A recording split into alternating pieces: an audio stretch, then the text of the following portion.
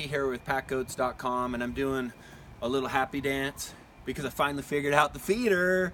Here it is. So it only took me like 3 years and like 5 different protos to answer these questions.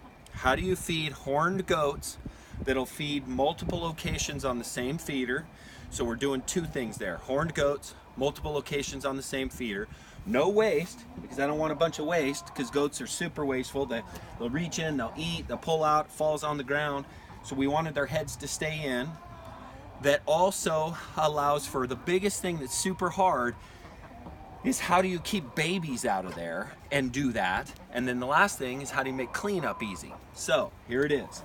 So in terms of how do you horned goats, we have this and this bottom, so they actually have to reach their head and put it in. That's working. Dimensionally, this is working.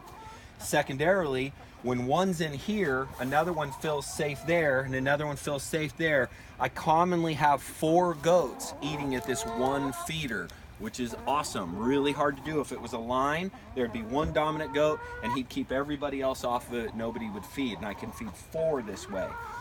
The other thing is keeping babies out. The babies was the hardest part of this because they can get through whatever. But now what I've done, if you look in here, is I've put this in, and the babies got in here once. Once they got in here, you can see I accomplished 2 goals here. Number 1, I put grates down in here to make cleanup easy. I'm going to show you that here in a second. The other thing is when the babies come in here, they slip and they fall and it's uncomfortable, and they did it once and then they never got in there again. I have not had a baby sleeping or standing in a feeder for now 3 weeks, so I know we got it. The last thing is cleanup. Now, cleanup is always a pain in the butt for anybody. Even though I have this roof, I keep my hay dry even in the weather. What happens with cleanup is that you always end up with that chaffy, powdery crap in the bottom. Rain gets in it and it turns into a big mess that you end up like reaching in, scooping up, and it's moldy and it's just nasty. And the goats don't like to eat up against that either. When you put the grate in the bottom, now cleanup is somebody propping this up and then shelling this out. And the fun part about this is actually now reusable hay because it hasn't been stepped on or pooped on or peed on, and it doesn't mold. So now we've got cleanup, we've got multiple goats in one location, we've got keeping babies out, and we have shelter and all the good stuff. So I'm super excited. Let me quickly show you what these others look like. Now these are converted. Now actually look at this. This is merciless.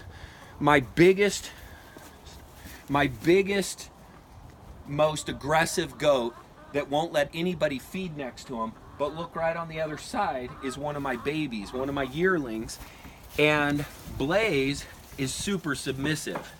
So Blaze was just feeding right next to my most dominant. That would never happen in a linear feeder. He just wouldn't allow it. But because of this setup, they do, which is huge.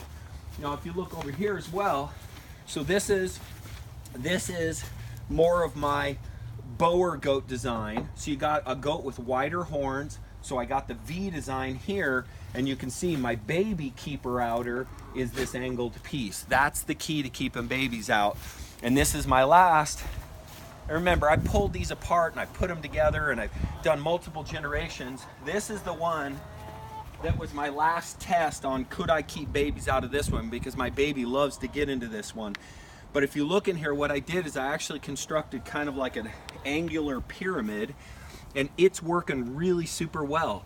And this one doesn't have as good of fall throughs, but he will not get in there just because when he gets in there, he slips and it's uncomfortable for him. So, woohoo, we did it.